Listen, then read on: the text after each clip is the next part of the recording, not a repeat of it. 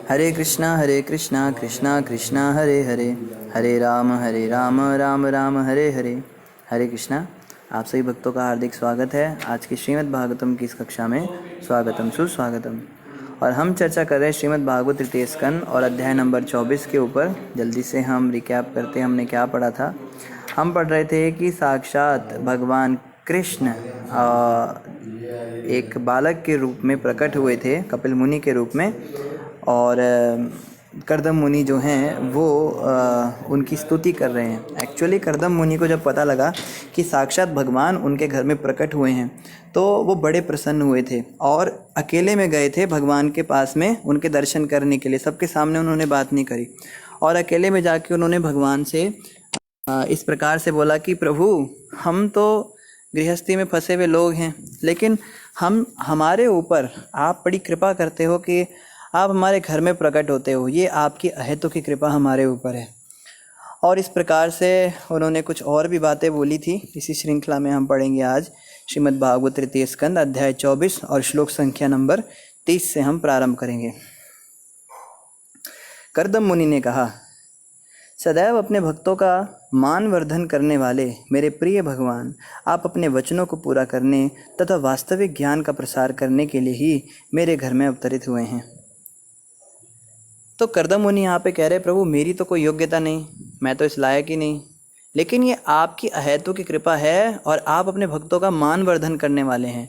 आप अपने भक्तों का सम्मान बढ़ाते हैं, उनका मान बढ़ाते हैं, इसलिए आप मेरा भी मान बढ़ाने के लिए यहाँ पे प्रकट हुए हैं, लेकिन मैं इसके बिल्कुल योग्य नहीं था। आगे कह रहे, हे भगवान, यद्यपि आपका कोई भौतिक रूप नहीं है, किंतु आपके अपने ही अनंत रूप हैं।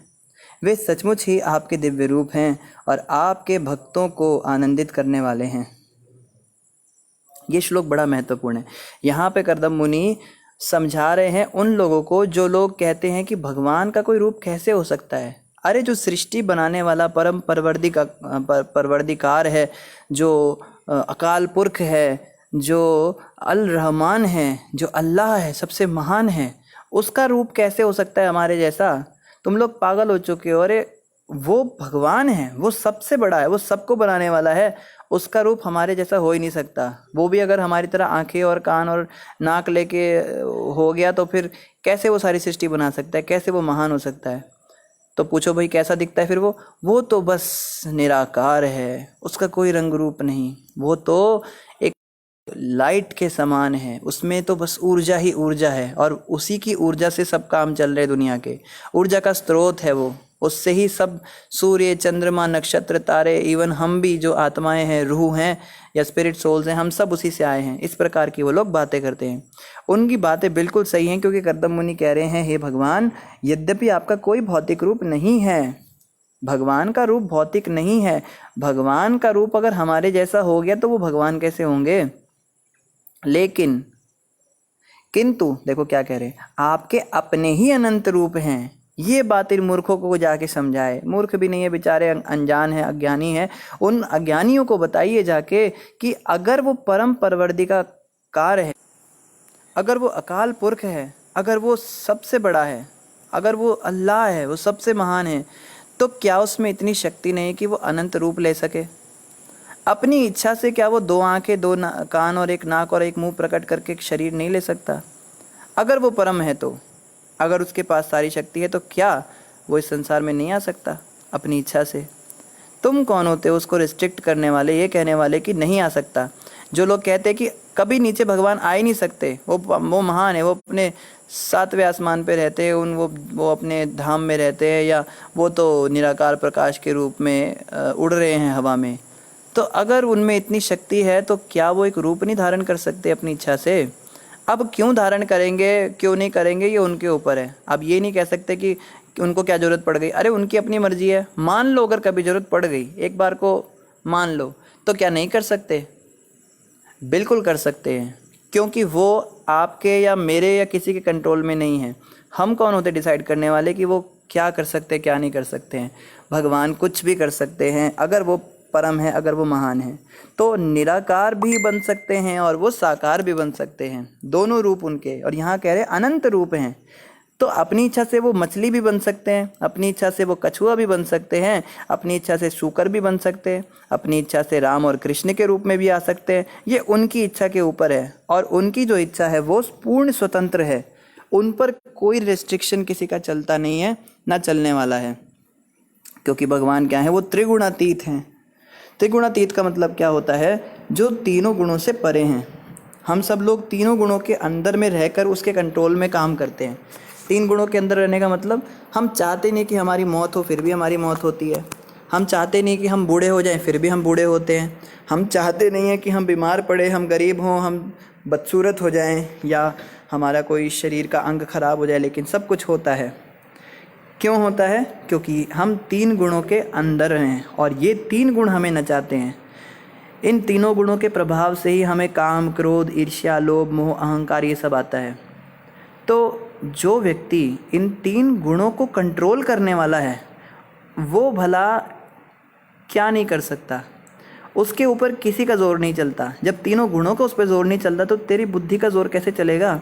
तो ये बात समझने की है कि उनके अपने अनंत रूप हैं, वो कोई भी रूप धारण कर सकते हैं। वे सचमुच ही आपके दिव्य रूप हैं। तो आगे कर्दम मुनि कह रहे हैं, सचमुच आपके दिव्य रूप हैं।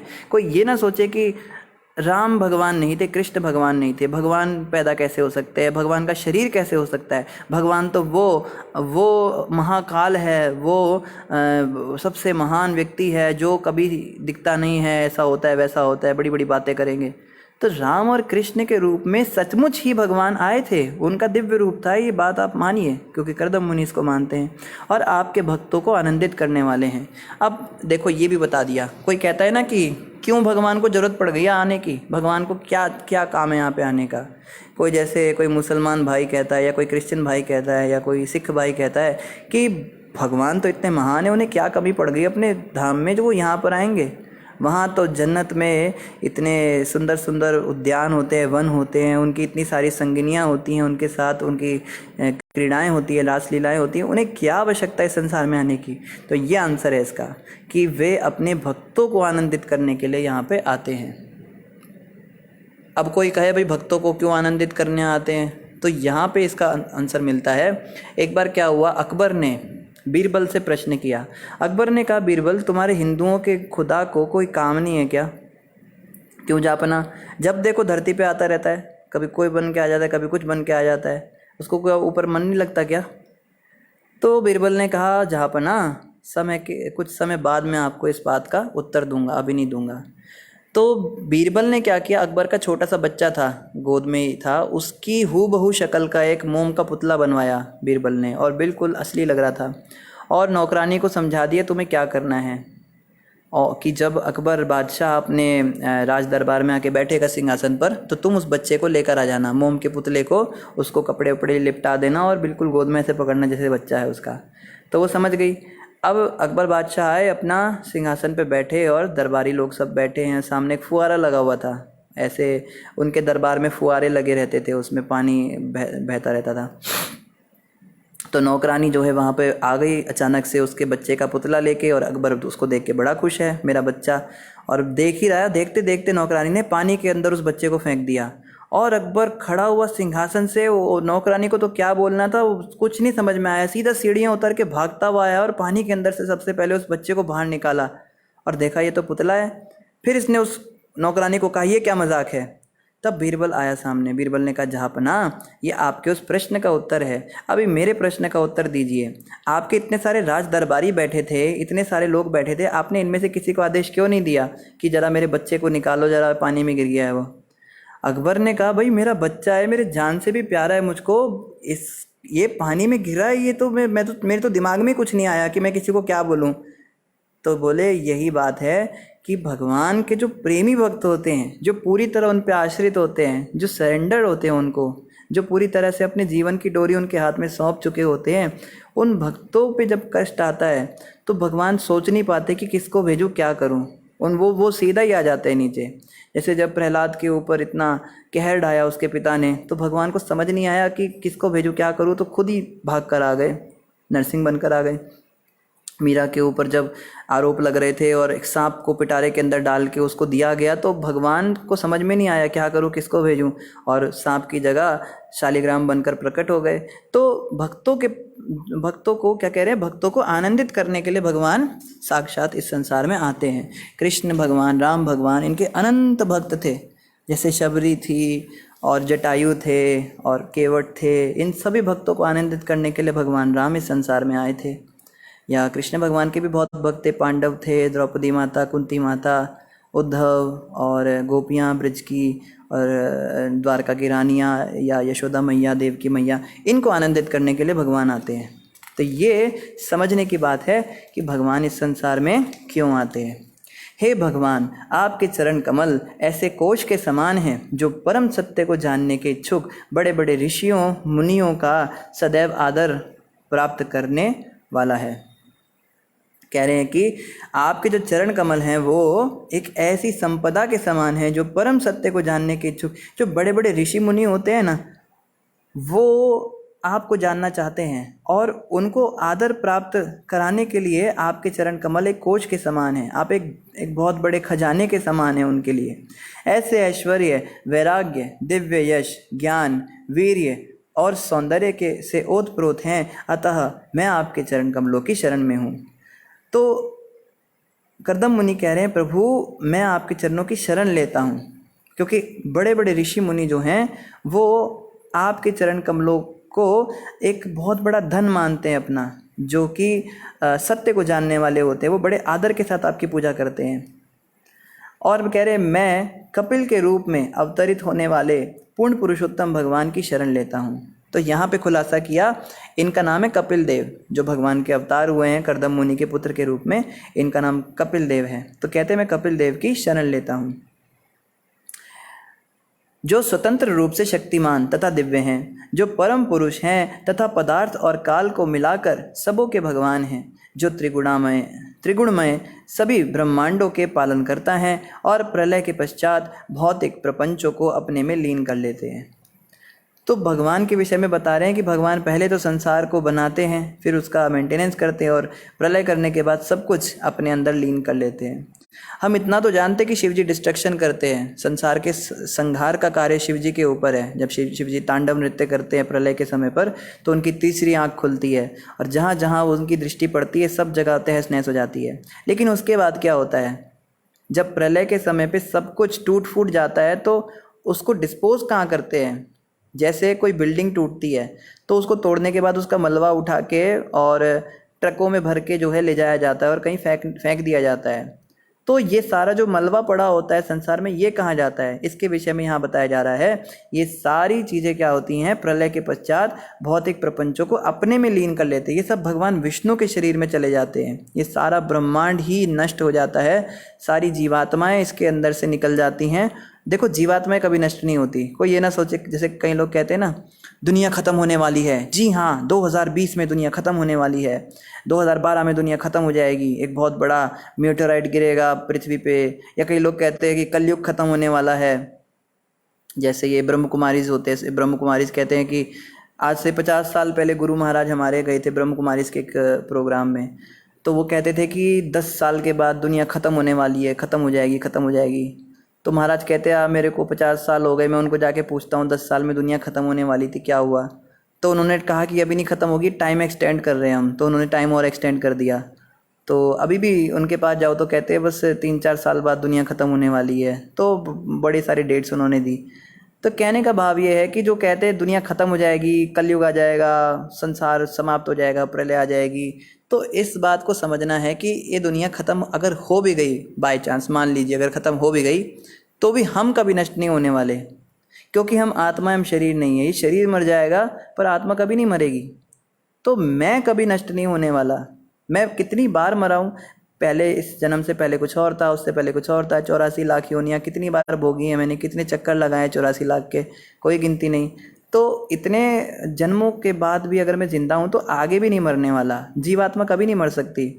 तो डर किसी बात का होना नहीं चाहिए, लोगों को डरना नहीं चाहिए कि मर जाएंगे, ख़त्म हो जाएंगे। हम लोग मर नहीं सकते, क्योंकि इस संसार में कितनी बार प्रलय हुई है। पहले सतयुग, जब एक युग से दूसरा युग होता है, कलयुग के बाद जब भी सतयुग आता है तो प्रलय होती है। हमने कितनी बार ऐसी प्रलय देखी है, लेकिन हम नहीं मरे, तो हम कभी नहीं मरने वाले।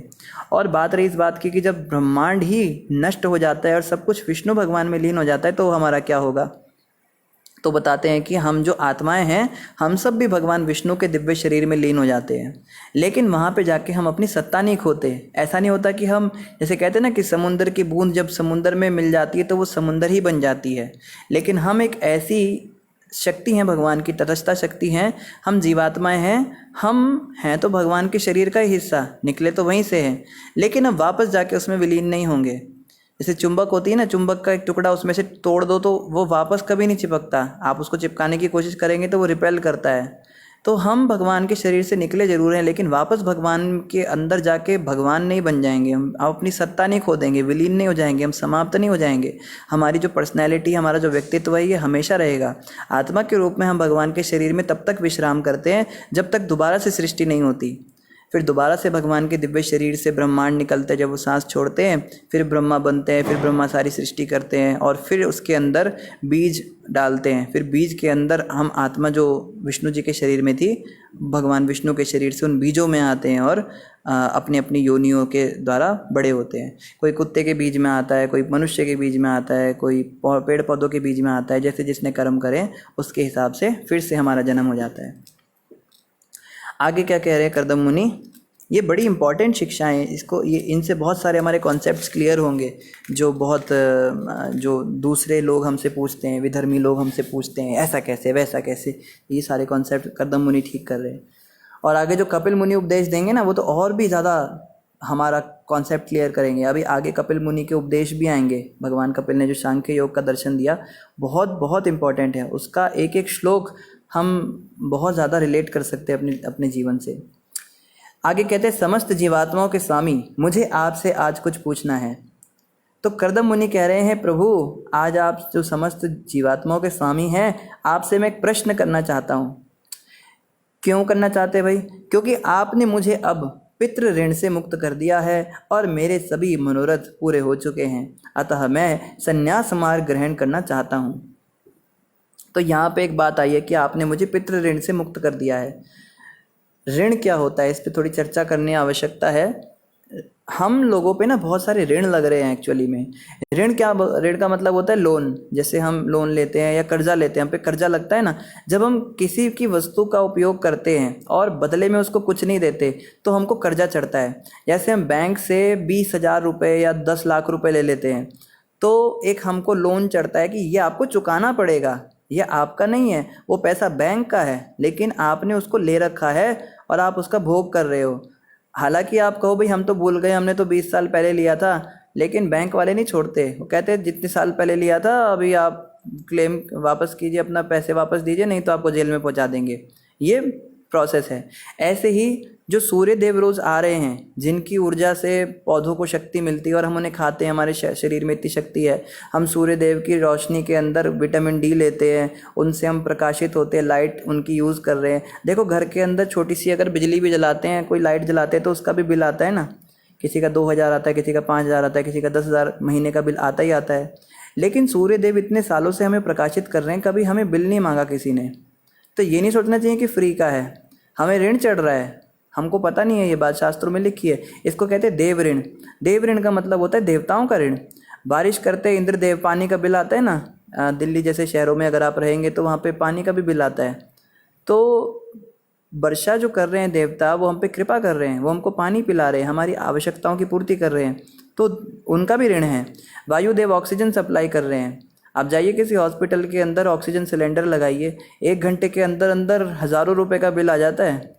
और यहाँ पे इतने साल बीत गए, इतनी सांसें ले ली ऑक्सीजन की, शुद्ध वायु की, और सोचते मुफ्त में मिल रहा है। सबका ऋण लगता है। तो इसको कहते हैं देव ऋण। 33 कोटि देवी देवता हमको अलग अलग प्रकार की सुविधा दे रहे हैं। प्रकृति, वसुंधरा, धरती माता, पृथ्वी माता, गौ माता और सूर्य देव, चंद्र देव, या फिर जितने हमारे पितृ होते हैं, ये इन सब का ऋण होता है, ठीक है, देवताओं का। फिर दूसरा होता है पितृ ऋण। ये होता है जो पैतृक संपत्ति से मिलता है। देखो हम ऐसे ही क्लेम कर देते हैं, भाई ये प्रॉपर्टी मेरी है। क्यों तेरी है? मेरे बाप ने मुझे दी। तो तेरे बाप ने दी क्योंकि तेरे बाप की थी, वो तेरी थोड़ी ना है। तो पिता की जो संपत्ति पे हम अधिकार जमा रहे हैं बिना मेहनत किए, जो हमने नहीं बनाई अपनी मेहनत से, जो हमें मिल गई, जो हमने इनहेरेंट की, जो हमें विरासत में मिली है, उसका भी पितृ ऋण लगता है।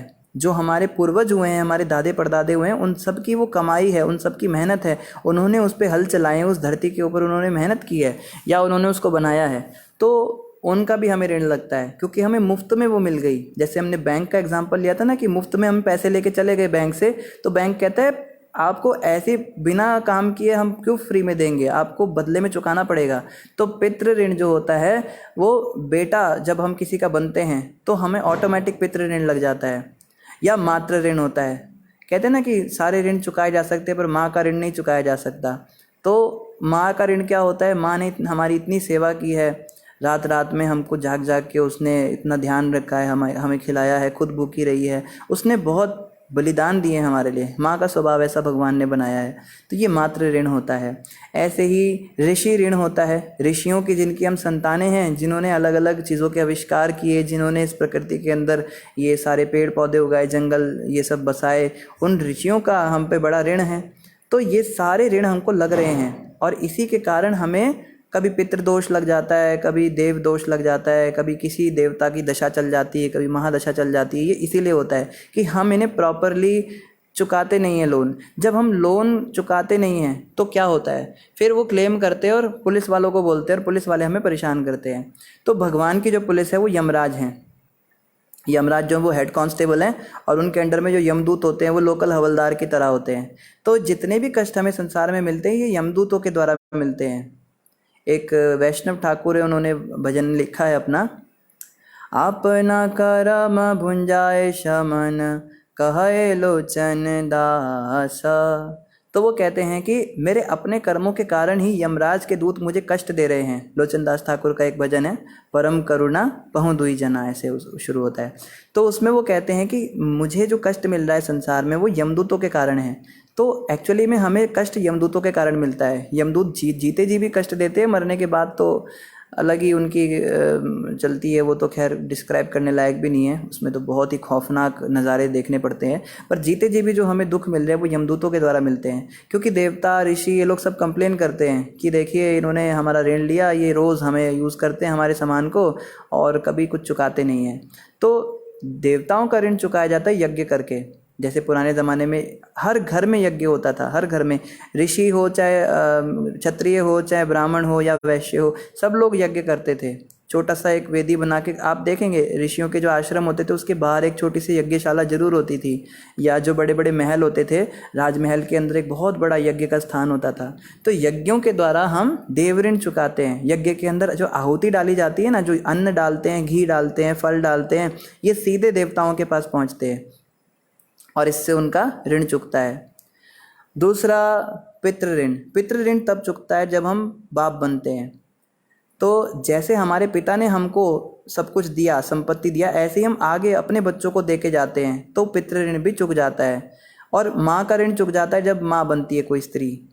पुरुष तो स्त्री माँ बन नहीं सकता, इसलिए वो बेचारा मातृ ऋण नहीं चुका सकता, लेकिन माँ बाप बनने से माँ बाप का ऋण भी चुक जाता है। क्योंकि जैसे आपके लिए आपके माँ बाप ने इतना त्याग किया, इतना बलिदान किया, जब आप अपने बच्चों के लिए वही सब सेम प्रोसेस में जाते हो, वही सब करते हो, तो वो भी चुक जाता है। लेकिन कुछ ऋण ऐसे होते हैं जो कभी नहीं चुक पाते, जैसे ऋषियों का ऋण है, इसको कैसे चुकाएंगे, या और भी बहुत सारे ऋण होते हैं। तो ये सारे ऋण जो हैं, अब देखो कोई कहे भाई यज्ञ करो, बैठ के हवन करो डेली, और वो भी हमें आते नहीं, उसके भी मंत्र पता नहीं है, वो भी शुद्धि से होते नहीं, देसी घी के अंदर चर्बी मिली होती है, और फ्रूट्स जो होते हैं वो भी पेस्टिसाइड वाले होते हैं, अग्नि भी हम बारूद की माचिस से जलाते हैं, और जो ब्राह्मण बैठा होता है उसके भी दिल काले हैं, तो हमारे यज्ञ का कोई असर भी नहीं पड़ने वाला कलयुग के अंदर। तो बताया जाता है कि ये सारे के सारे ऋण चुक जाते हैं ऑटोमेटिक जब कोई व्यक्ति मुकुंद भगवान की शरण लेता है। गतो मुकुंदम परिहृत्य कृत्यम, एक श्लोक है भागवत में, आगे आएगा, उसमें बताया है देव ऋण हो, मातृ ऋण हो, पितृ ऋण हो, ऋषि ऋण हो, या और भी जितने ऋण हैं, ये सारे के सारे ऋण चुक जाते हैं उस व्यक्ति के जो मुकुंद की शरण ले लेता है। तो भगवान कृष्ण की अगर हम शरण लें, शरण कैसी, पूरी तरह से सरेंडर, फुल सरेंडर जो कर देता है, जैसे अर्जुन को भगवान कृष्ण ने भगवद गीता में कहा था, सर्वधर्मान परित्यज्य मामेकम शरणम व्रज। सारे कर्तव्य, सारे धर्म, सबका परित्याग करके अर्जुन एकमात्र मेरी शरण में आ जा। तो जो ऐसा करता है उसके सारे ऋण ऑटोमेटिक चुक जाते हैं, उसको मेहनत नहीं करनी।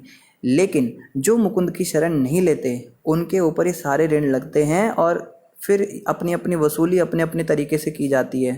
देवता अपनी वसूली अपनी तरह से करते हैं, पितृ अपनी तरह से करते हैं, और जो जानवर हैं जानवरों का भी ऋण लगता है। जानवर भी हमारी बड़ी मदद करते हैं। 7 प्रकार की तो माँ बताई है शास्त्रों में। हमें तो यही नहीं पता कि माँ भी 7 हैं हमारी। हम तो एक ही औरत को माँ बोलते हैं ना कि मेरी माँ है। तो एक होती हमारी जन्म देने वाली माँ, एक होती है धात्री। धात्री मतलब जो नर्स थी, जो हमारी माँ के बच्चा जब हम पैदा हुए थे तो माँ की जिसने मदद की थी, वो भी हमारी माँ है। और तीसरी माँ होती धरती माँ, चौथी ब्राह्मणी, जितनी भी ब्राह्मण पत्नियाँ हैं ये सब हमारी माँ हैं। 5वीं राजकन्या, जो राजा की पत्नी होती, राजपत्नी, जैसे मतलब राजा की पत्नी मतलब जो हमारा भरण पोषण कर रही है, जो प्रशासन में जिसके द्वारा हमें सब मिल रहा है, वो भी हमारी माँ है क्योंकि वो टेक केयर कर रही है। 6ठी होती है गौ माता, गौ माता को भी माँ बताया है। और 7वीं होती है ये 7वीं माँ होती है गुरु माँ, गुरु पत्नी, जो हमारी गुरु महाराज हैं उनकी जो पत्नी है वो भी हमारी माँ है। तो हमारे केस में तो 7वीं माँ नहीं है, हमारे गुरु महाराज ब्रह्मचारी हैं, तो 6 माँ हमारी भी हैं। तो इस प्रकार से हमारी 7 माताएं होती हैं, सातों का हमको ऋण चढ़ता है। मातृ ऋण में 7 ऋण आते हैं। गौ माता का भी ऋण चढ़ता है, धरती माता का भी ऋण चढ़ता है, राजपत्नी का भी चढ़ता है, सबका चढ़ता है। तो जो मुकुंद भगवान की शरण लेता है उस व्यक्ति के सारे ऋण जो हैं चुक जाते हैं। लेकिन यहाँ पे क्या शब्द आए थे जिससे बात शुरू हुई थी? कर्दम मुनि कह रहे थे आपने मुझे अब पितृ ऋण से मुक्त कर दिया है। ये शब्द इसलिए कहे क्योंकि पुत्र बन गए ना उनके, तो जब किसी व्यक्ति को पुत्र हो जाता है तो उसका पितृ ऋण चुक जाता है कि चलो अब जो है मैं भी बाप बन गया, अब मेरा ऋण जो है आगे ट्रांसफ़र हो गया। वो ऋण एक्चुअली चुकता नहीं है, वो ऋण बच्चे के पास ट्रांसफ़र हो जाता है, अब उसको लगता है, फिर वो आगे बच्चा पैदा करेगा, फिर उसको लग जाएगा, ऐसा होता है। अतः मैं संन्यास मार्ग ग्रहण करना चाहता हूँ। तो कर्दम मुनि कह रहे हैं हे प्रभु, आप जो हैं आप मेरे बेटे के रूप में आ गए, अब मैं संन्यास लेना चाहता हूँ, मेरा पितृ ऋण जो है ख़त्म हो गया। इस गृहस्थ जीवन को त्याग कर मैं शोक रहित होकर अपने हृदय में सदैव आपको धारण करते हुए सर्वत्र भ्रमण करना चाहता हूँ। मेरी क्या इच्छा है? देखो यहाँ पे उत्तर दिया जो हमने प्रश्न किया था ना परसों कि क्यों कर्दम मुनि संन्यास लेना चाहते थे, क्यों लेना चाहते थे। कर्दम मुनि खुद बता रहे हैं इस गृहस्थ जीवन को त्याग कर मैं शोक रहित होकर। पहली बात तो यह है गृहस्थ जीवन में व्यक्ति हमेशा शोकग्रस्त रहता है। आप चाहें या ना चाहें कुछ ना कुछ दुख बना रहेगा। कहते हैं ना प्रभु जी बड़ी टेंशन चल रही है, बस ये टेंशन थोड़ी कम हो जाए ना, मेरे घर में बड़ी बड़ी समस्या चल रही है, एक बार थोड़ी कम हो जाए। घर के अंदर समस्या कभी ख़त्म होने ही नहीं वाली। गृहस्थ जीवन का मतलब ही है शोक वाला जीवन। कभी बच्चा बीमार हो जाएगा, कभी बीवी बीमार हो जाएगी, कभी पति की नौकरी छूट जाएगी, कभी लॉकडाउन हो जाएगा, कभी खाने में ये हो जाएगा, कभी कोई कब्जा कर लेगा प्रॉपर्टी के ऊपर, कभी जॉब में प्रॉब्लम हो जाएगी, कभी शरीर में कुछ हो जाएगा, कभी एक्सीडेंट हो जाएगा। घर के अंदर कुछ ना कुछ लगा ही रहेगा। ऐसा कोई समय नहीं आएगा जब गृहस्थ व्यक्ति शोक रहित हो जाएगा, अनलेस एंड अनटिल वो भक्त ना बन जाए। ऑफ कोर्स जो भक्त बन जाता है उसके लिए तो क्या गृहस्थ क्या सन्यास, लेकिन सामान्य व्यक्ति जो घरों में रहते हैं वो लोग हमेशा शोकग्रस्त रहते हैं। इसलिए कर्दम मुनि कह रहे हैं मैं घर छोड़ के इसलिए जाना चाहता हूँ ताकि शोक रहित हो जाऊँ, मुझे कुछ डर ना रहे, कोई दर्द ना रहे मेरे हृदय में, हमेशा एक टेंशन बनी रहती है। और क्या अपने हृदय में सदैव आपको धारण करते हुए सर्वत्र भ्रमण करना चाहता हूँ। तो मेरे हृदय में जब तक शोक रहेगा, जब तक टेंशन रहेगी, तब तक आप कैसे आओगे? जो लोग कहते हैं भाई हम घर में रह के भी भक्ति करेंगे, घर के सारे कामकाज भी देखेंगे, संसारिक भी रहेंगे, आप देखिए ना हमेशा टेंशन लगी रहती है। अभी एक प्रभु जी से बात हो रही थी आज, वो कहते हैं अभी सेटिंग करनी है घर की, ये करना है, वो भी गृहस्थ जीवन त्यागना चाहते हैं लेकिन त्याग ही नहीं पा रहे हैं क्योंकि कुछ ना कुछ लगा ही रहता है। घर मतलब शादी करने का मतलब क्या होता है ना कि वैसे अगर शादी ना भी की जाए तो भी हम घर में ही पैदा हुए थे, घर में ही रहते हैं, चाहे बच्चे हैं चाहे बड़े हैं। घर का मतलब ही होता है कि कुछ ना कुछ शौक तो रहेगा। आज का खाने का इंतज़ाम कर दिया, कल क्या होगा? कल का भी कर दिया, 1 साल बाद क्या होगा? 1 साल का भी कर दिया तो 10 साल बाद क्या होगा? मेरे बच्चे कैसे खाएंगे? बहुत दूर की सोचनी पड़ती है। तो कर्दम मुनि कह रहे हैं मैं ऐसे शोक रहित होना चाहता हूँ, ऐसे घर को त्याग कर मैं शोक रहित होना चाहता हूँ और अपने हृदय में सदैव आपको धारण करके सर्वत्र भ्रमण करना चाहता हूँ। सन्यासी क्या करते हैं? सर्वत्र भ्रमण करते हैं, कभी एक जगह रुकते नहीं हैं। तो ये प्रश्न है कर्दम मुनि का। कर्दम मुनि ने भगवान से ये प्रश्न किया कि प्रभु, मैं आपसे पूछना चाहता हूँ कि मैं ऐसा ऐसा करना चाहता हूँ। अब सुनते भगवान ने क्या उत्तर दिया।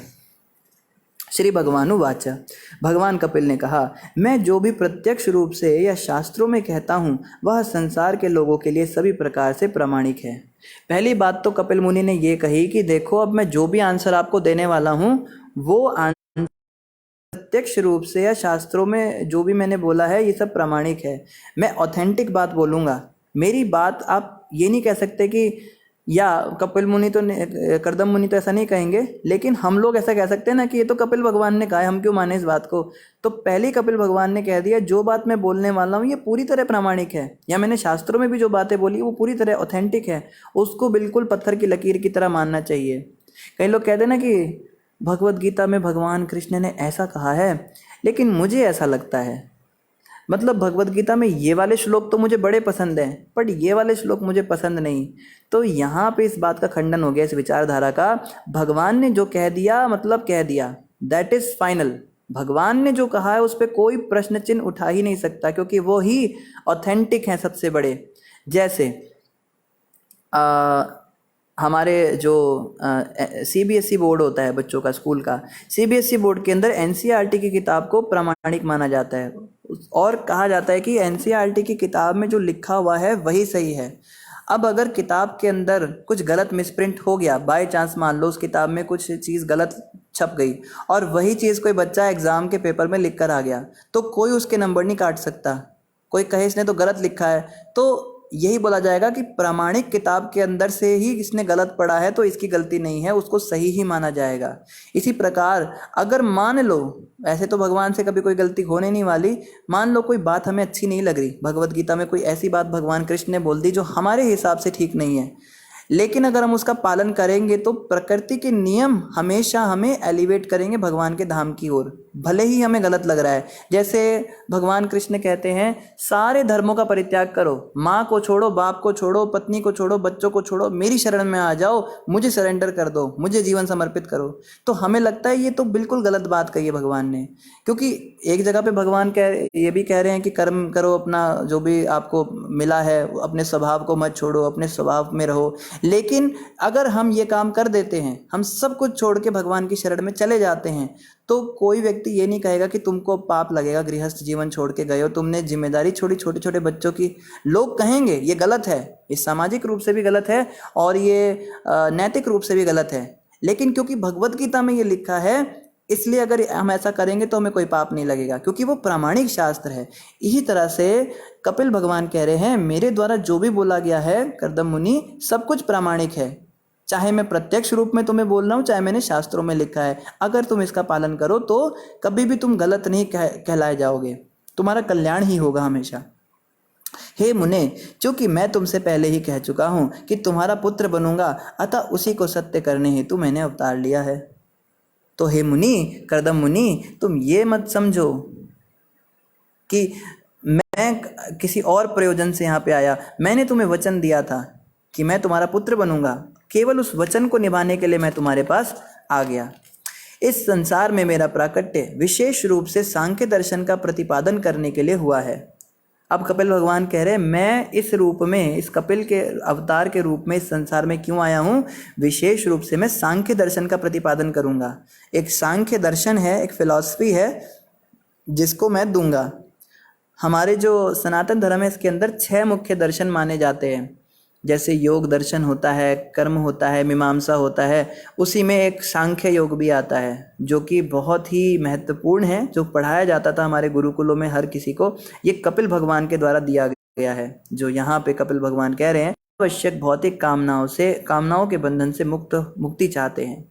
तो अब क्वेश्चन उठता है कि आप क्यों देना चाहते हो ये दर्शन? पहले इतनी सारी फिलॉसफीज है भारत में और क्या जरूरत है इसकी? सनातन शास्त्रों के अंदर पहले ही इतना कुछ बता रखा है, पहले भी बड़ा कुछ था। तो कर्दम मुनि सोच सकते हैं कि अब एक नई फिलॉसफी की क्या ज़रूरत है?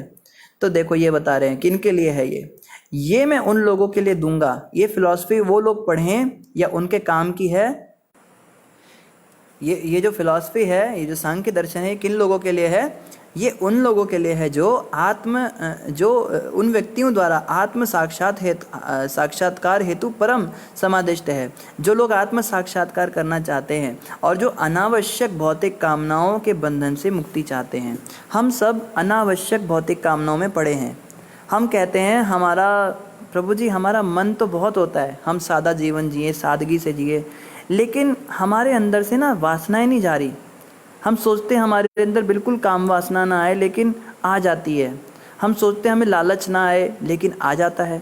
हम सोचते हैं बस 2 रोटी दाल से भिगो के खा लें और प्रभु का भजन करें, लेकिन मन में बहुत सारी इच्छाएं होती हैं। कभी चाउमीन खाने का मन होता है, कभी मोमोज खाने का मन होता है, कभी पिज्ज़ा खाने का मन होता है। तो ये जो भौतिक कामनाएं हैं, ये अनावश्यक रूप से हमारे अंदर आ रही हैं। हम चाहते नहीं हैं, पर ये हमारे अंदर आ रही हैं। तो जो लोग इनसे बचना चाहते हैं, इनसे मुक्त होना चाहते हैं कि ये आना ही ख़त्म हो जाए, चक्कर ख़त्म हो, झंझटबाजी ख़त्म हो, प्रभु जी कोई ऐसा रास्ता हमें मिल जाए कि ये आना बंद हो जाए, तो हम आराम से बैठ के भजन करें भगवान का। तो कपिल भगवान कह रहे हैं उन लोगों के लिए ये सांख्य दर्शन है। वो अगर इस फिलॉसफी को पढ़ेंगे तो उन्हें इससे फ़ायदा होगा।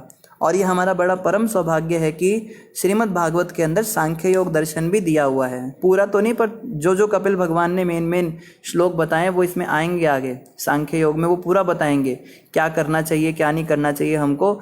और अगर हम उसको पालन करते हैं, उन बातों का, डूज एंड डोंट्स का, तो अवश्य ही क्या होगा, उससे हमारी जो भौतिक अनावश्यक इच्छाएं हैं ये अवश्य समाप्त होंगी। तो जो भी आगे बातें बताई जाएंगी वो नोट करने लायक है कॉपी पेंसिल पर, और जीवन में धारण करने लायक है।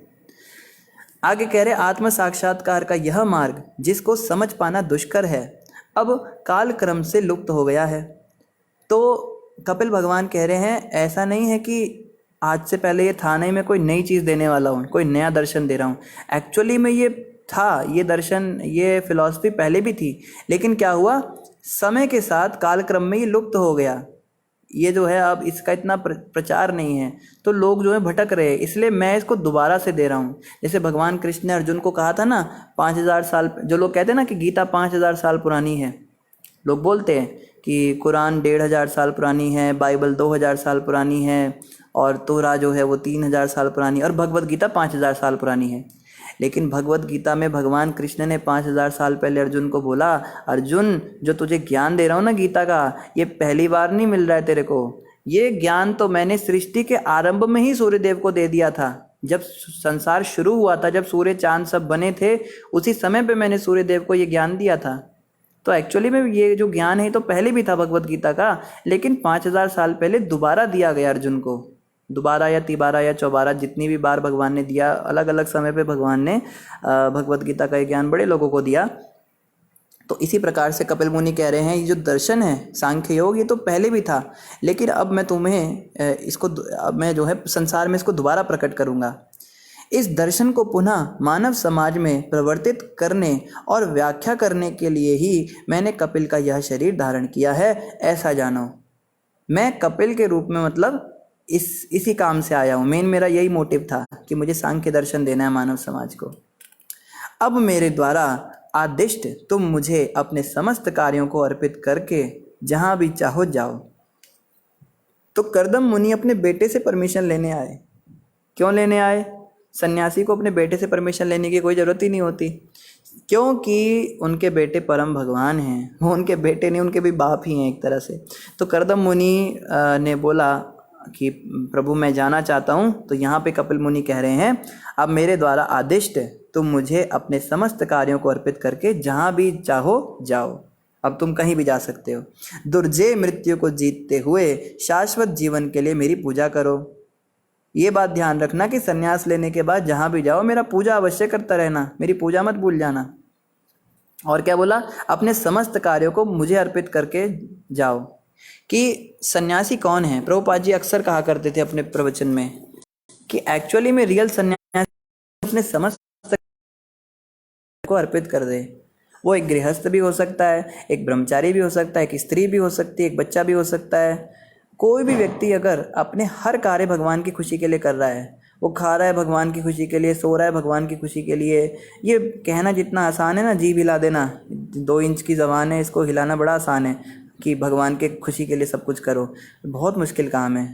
संसार के अंदर कितने लोगों की खुशी के लिए कार्य करना पड़ता है, लेकिन यहाँ पे भगवान कह रहे हैं कि तुम अपने सारे कार्यों को मुझे अर्पित कर दो और फिर तुम जहाँ जाना चाहो जाओ। तो हम चाहे किसी भी वर्ण में हो, किसी भी आश्रम में हो, हम ब्राह्मण हो, क्षत्रिय हो, वैश्य हो, शूद्र हो। कई लोग कहते हैं कि शूद्र भक्ति नहीं कर सकते, जो निचली जात के लोग हैं वो भगवान की पूजा अर्चना नहीं कर सकते, उनकी भक्ति नहीं कर सकते। पर यहाँ इस बात का भी खंडन हो गया। कोई कहीं भी रहे, किस भी हाल में रहे, कैसा भी हो, अगर वो अपने कार्य से भगवान की प्रसन्नता कर रहा है, अगर कोई शूद्र झाड़ू लगा रहा है, नालियाँ साफ कर रहा है प्रभु के सिमरन में, भगवान का नाम नहीं छूटता उसके मुख से, तो वो ही परम शुद्ध भक्त है। हम संत रैदास जी की कथा सुनते हैं। रविदास जी चमड़ा सिलने वाले थे, काम करते थे, कॉबलर थे। आप सोचिए कि इतने महान भक्त थे और शुद्ध बन गया। अब जूते थोड़ा ना सिलूंगा, अब तो मैं बड़े बड़े व्यास आसन पर बैठ के प्रवचन दूंगा। उनका तो ऐसा भाव नहीं था, वो तब भी जूते ही सिलते थे और सब जानते थे कि रैदास जी बहुत बड़े भक्त हैं। उनके जीवन पर एक उनके गांव की औरत थी, वो गंगा स्नान करने गई अपनी बहू के साथ। तो जब गंगा स्नान करने गई अपनी बहू के साथ, तो बहू का एक हाथ का कंगन जो है वो गंगा मैया में गिर गया, वो निकल गया कंगन गलती से। कंगन तो वो और रविदास जी को बताती है। रविदास जी ने कहा कोई चिंता नहीं। रविदास जी की जो कठौती थी, जिसमें वो चमड़े का जब काम, जूते का काम करते हैं ना, तो मोची अपने पास एक कटोरी में पानी रखते हैं, हाथ साफ करते, फिर मतलब जैसे काले हाथ हो जाते हैं, कुछ गंद लग जाता है, वो हाथ साफ करने की जो कटोरी थी उसको कठौती कहते हैं। उसमें से तो जो है उसके अंदर से गंगा प्रकट हो गई, और गंगा मैया ने क्या किया, हाथ से उठाकर अपना हाथ प्रकट हुआ गंगा मैया का, रैदास जी को पकड़ा दिया। और रैदास जी ने कहा यही कंगन है क्या? तो उसने मैच किया तो वही सेम डिज़ाइन था, क्योंकि एक कंगन उसके पास था पहले से ही। कहती है यही कंगन मेरा है। तो उसने सबको जाके बताया कि रैदास जी ने अपनी कठौती के अंदर गंगा प्रकट कर दी। तो तभी से एक बड़ी अच्छी एक मुहावरा बना, जो अक्सर लोग बोलते हैं, मन चंगा तो कठौती में गंगा। कि अगर आपका हृदय साफ है, आपका हृदय निर्मल है, तो आपकी कठौती में भी गंगा प्रकट। तो इसका मतलब ये हुआ कि किसी भी जाति में, किसी भी वर्ण में, किसी भी आश्रम में हम रहें, अगर हम भगवान का निरंतर ध्यान करते हैं, भगवान के स्मरण को अपने हृदय में रखते हैं, सिमरन करते रहते हैं, तो हम जो हैं उसी वर्ण में, उसी आश्रम में रहते हुए भी सन्यासी हैं। आगे कह रहे हैं कपिल भगवान, तुम अपनी बुद्धि के द्वारा अपने हृदय में निरंतर मेरा दर्शन करोगे, जो समस्त जीवात्माओं के हृदयों के भीतर वास करने वाला परम स्वतः प्रकाशमान आत्मा है। इस प्रकार तुम समस्त शोक व भय से रहित शाश्वत जीवन प्राप्त करोगे। तो आगे कपिल मुनि जो हैं उनको कुछ वरदान दे रहे हैं कि तुम हमेशा मेरा ध्यान कर पाओगे, और इस प्रकार से अंत समय पे क्या होगा, तुम समस्त शोक और भय से रहित होकर जीवन को, शाश्वत जीवन को प्राप्त करोगे। मतलब अंत समय नहीं बताया कि शाश्वत जीवन तुम्हारा रहेगा, जीवन भर तुम मुझे याद करते रहोगे। मैं इस परम ज्ञान को, जो आत्म जीवन का द्वार खोलने वाला है, अपनी माता को भी बताऊंगा, जिससे वह भी समस्त सकाम कर्मों के बंधनों को तोड़कर सिद्धि तथा आत्मदर्शन प्राप्त कर सके। इस प्रकार वह भी समस्त भौतिक भय से मुक्त हो जाएगी। तो कपिल मुनि कह रहे हैं कि ये ज्ञान मैं स्पेशली अपनी माँ को ज़रूर दूंगा, क्योंकि देवभूति माता कह रही थी ना पीछे करदम मुनि को कि मैं बड़ी डर गई हूँ, मैं बड़ी शोक में हूँ और मेरा जीवन बर्बाद हो गया, आप मुझे अभय दान दीजिए। तो कपिल मुनि कह रहे हैं कि आप संन्यास ले लो, कोई चिंता नहीं, माँ को मैं संभाल लूँगा, उसको मैं ये ज्ञान दूंगा सांख्य योग का। इससे क्या होगा, वह भी समस्त सकाम कर्मों के बंधनों को तोड़कर सिद्धि तथा आत्मदर्शन प्राप्त कर पाएगी। तो उसको भी सिद्धि हो जाएगी और सारे सकाम कर्मों के बंधनों को वो तोड़ देगी, और इस प्रकार वह भी समस्त भौतिक भय से मुक्त हो जाएगी। उसने बोला था ना, मैं भय में हूँ, मुझे डर लग रहा है, मुझे घबराहट हो रही है, तो कपिल मुनि कह रहे हैं मैं उसको ये ज्ञान दूंगा तो उसका सारा डर दूर हो जाएगा। तो आप माँ की भी चिंता मत कीजिए। मैत्रेय उवाच, मैत्रेय मुनि क्या कह रहे हैं? मैत्रेय मुनि कह रहे हैं, श्री मैत्रेय ने कहा, इस प्रकार अपने पुत्र कपिल द्वारा संबोधित किए जाने पर मानव समाज के जनक श्री कर्दम मुनि ने उसकी परिक्रमा की और अच्छे तथा शांत मन से उन्होंने तुरंत जंगल के लिए प्रस्थान कर दिया। तो इस प्रकार से जो है कर्दम मुनि ने क्या किया, कपिल भगवान की परिक्रमा लगाई और परिक्रमा लगा के जंगल के लिए प्रस्थान कर दिया, जंगल में चले गए। कर्दम मुनि ने मौन व्रत धारण करना स्वीकार किया, जिससे पूर्ण पुरुषोत्तम भगवान का चिंतन कर सके और एकमात्र उन्हीं की शरण में जा सके।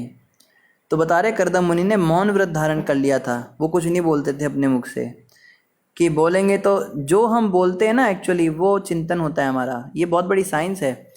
हम अनावश्यक बातें करते हैं, चिट चैट करते हैं। जैसे दो स्त्रियां जो हैं आपस में मिलती हैं, कभी शाम को हमारी माँ भी जाया करती थी अपनी फ्रेंड से मिलने के लिए, तो या उनकी कोई दोस्त सहेली आ जाती थी घर में, वो बस chit chit chit chit chit chit chit जैसे चिड़िया बोलती है ना, वो बोलती जा रही हैं, घंटों घंटों बोल लेती हैं लगातार। भगवान जाने इतना स्टेमिना कहाँ से आता है। सारा इधर का उधर का, सास का बहू का ननद का, सीरियल में क्या हुआ, वहाँ क्या हुआ, दुकान पे इतनी सेल लगी है, वो जूते इतने सस्ते हैं, बेकार की बातें किए जा रही हैं। तो उसके बाद में वो जो है घर में आ जाती हैं, फिर बड़ी शांत होकर बैठ जाती हैं, सारा उनका जो है निकल गया। लेकिन वो ये नहीं जानती हैं कि जो वो बोल रही है ना, उसका असर उनकी बुद्धि पर पड़ता है। जो व्यक्ति बेकार की बातें करता है, यूजलेस टॉक्स करता है, उसका दिमाग भी यूजलेस हो जाता है, उसका दिमाग भी जो है काम करना बंद कर देता है। जो व्यक्ति केवल इधर उधर की बेकार की बातें चर्चाएं करता है, टॉपिक्स पे बात करता है जिनका कोई लेना देना नहीं है जीवन से, उसके कोई उन बातों से ना तो उसका कल्याण होने वाला है ना समाज का कल्याण होने वाला है, ऐसी बातें करने से क्या होता है, दिमाग के अंदर ऐसे तंतु जो है नष्ट हो जाते हैं जो ज्ञान को समझ सके। अब ऐसे लोगों के पास जाकर अगर आप ज्ञान की बात करो, भाई शास्त्रों में ऐसा लिखा है, भगवान की भक्ति कीजिए, संसार में मत फंसिए, जीवन इस काम के लिए मिला है, उनको समझ में ही नहीं आएगा। आप समझ रहे हो? उनको आपको लगेगा कि ये लोग जो हैं ये फंसे हुए हैं भौतिक संसार में बहुत ज़्यादा, या इनको भी ज्ञान नहीं है, या ये लोग नकार रहे हैं, बट एक्चुअली में उनको समझ में ही नहीं आ रहा है आप क्या बोल रहे हो। बात समझ में आ रही है? आप जो बोल रहे हो ना वो उनके दिमाग में घुस ही नहीं रहा है, वो समझ नहीं पा रहे कि आप बोल क्या रहे हो। जैसे कोई व्यक्ति चाइनीज़ में बोलता है, चाइनीज़ तो चलो ज़्यादा खतरनाक हो गया, जैसे पहली क्लास के बच्चे को 10वीं क्लास की बात बोलने लगो, ऐसा होता है, और ten square theta minus cosec square theta इसकी वैल्यू 1 होती है, उसको समझ में ही नहीं आएगा थीटा क्या है, स्क्वायर क्या है। तो इस प्रकार से उन लोगों की बुद्धि बेकार हो जाती है। इसलिए भक्तों को चाहिए कि अनावश्यक बातें नहीं करनी चाहिए। हम भक्ति जीवन जी रहे हैं और बेकार की बातें किए जा रहे हैं, फ़ोन मिला रहे हैं, या कोई हमें फ़ोन कर रहा है और वो बता रहा है ऐसा है वैसा है, हाँ आज हमने ये सब्जी बनाई आज, और कैसे हो, क्या कर रहे हो, खाना खा लिया आपने। मतलब तेरे को क्या करना है, मैंने खाना खाया या नहीं खाया? अगर मैंने नहीं खाया तो तू आके खिलाएगा क्या मुझे? मतलब बस खाली कोई टॉपिक ही नहीं है बात करने के लिए। तो अनावश्यक चर्चाएं जब भक्त लोग करते हैं तो इससे उनका भजन नष्ट होता है। जो हम ज्ञान ले रहे हैं ना यहाँ पे आके हम क्या करते हैं ना, भागवत सुनते हैं, भागवत की बातें सुनते हैं, इससे हमारे तंतु विकसित होते हैं जो आध्यात्मिक जीवन में हमारे काम आते हैं। लेकिन जब हम बाहर जाके अनावश्यक बातें करते हैं तो ये सारे तंतु वापस बिखर जाते हैं। जैसे कोई व्यक्ति पहले तो खूब लकड़ियाँ घिसता है और अग्नि प्रकट हो भी जाती है, और बाद में लाके पानी का एक गिलास जो है उसके ऊपर डाल देता है, तो क्या फ़ायदा इतनी लकड़ी जलाने का? इसलिए सालों साल भागवत सुनते रहते हैं पर असर नहीं पड़ता। रोज़ हम यहाँ पे ज्ञान लेते हैं और बाहर जाके अज्ञान की बातें और बेकार की बातों में फंस जाते हैं। तो जो हम बोलते हैं उसका असर हमारी बुद्धि पे पड़ता है। और सबसे खतरनाक होती है काम वासना। जो काम वासना के जैसे स्त्री है वो पुरुषों की बातें करती है अन्य स्त्रियों से, या पुरुष जो है वो अन्य पुरुषों से स्त्रियों की बातें करता है, या स्त्री और पुरुष आपस में गलत बातें करते हैं। ये तो सबसे ज़्यादा हमारे बुद्धि का नाश करता है। इसको करने से तो बहुत ज़्यादा भजन नष्ट होता है, भक्ति नष्ट होती है। भक्ति का तो खैर नाश नहीं होता, मगर जो हमने ज्ञान लिया है या जो चीज़ें हमारे दिमाग में असर नहीं करती है, हमें पता सब कुछ है लेकिन अंदर से आवाज़ नहीं आती।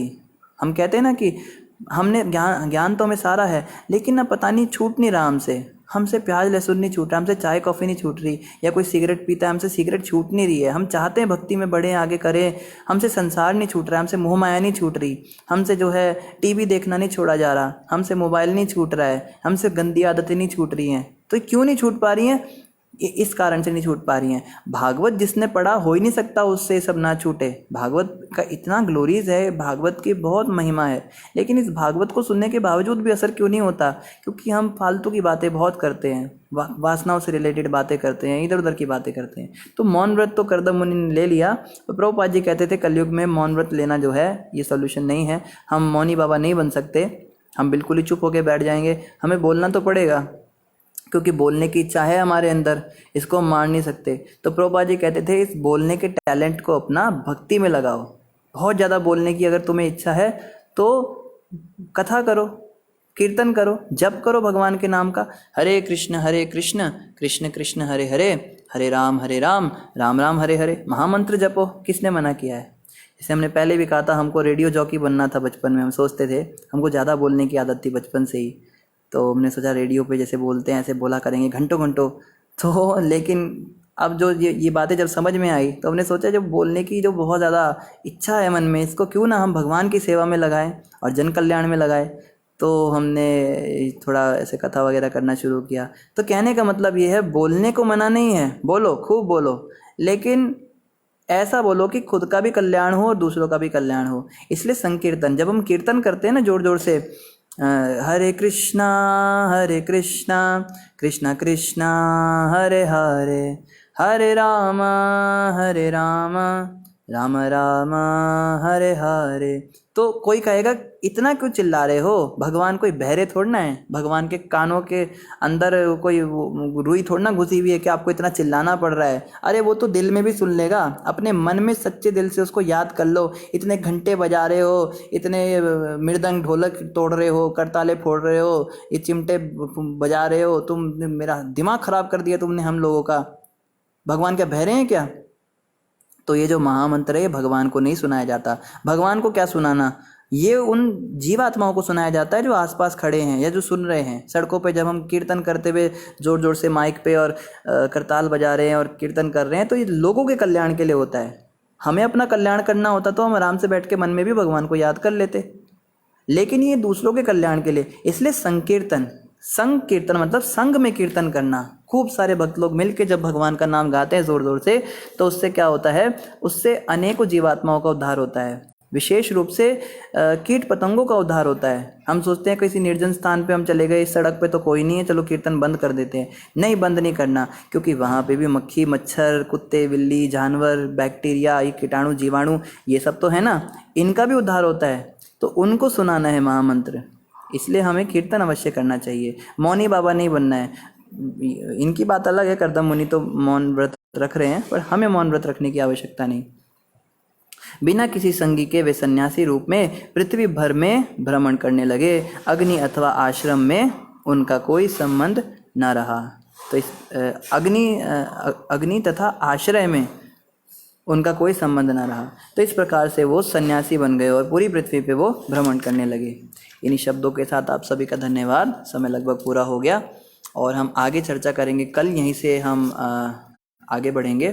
फिर करदम मुनि ने क्या क्या किया और फिर कपिल मुनि ने कौन से उपदेश दिए अपनी माँ देवहूति माता को, जिससे उनका शोक दूर हुआ, और उन वचनों को सुनकर हमारा भी शोक अवश्य दूर होगा। आप सभी का धन्यवाद। किसी का कोई प्रश्न हो तो आप कमेंट पे डाल सकते हैं, आपको उत्तर कमेंट पे मिल जाएगा। अयोध्या प्रभु ने लिंक डाल दिया है महाराज जी के आज के प्रवचन का, आप सभी कृपया करके उसको भी अवश्य सुनिए। और वैकुंठ प्रभु ग्रुप का भी लिंक डाल देंगे, आप उस ग्रुप में भी अवश्य ज्वाइन कर सकते हैं। हरे कृष्णा, धन्यवाद। ग्रंथराज श्रीमद् भागवत महापुराण की जय। जगत गुरु श्रील प्रभुपाद की जय। गौर भक्त वृंद की जय। हरे कृष्ण।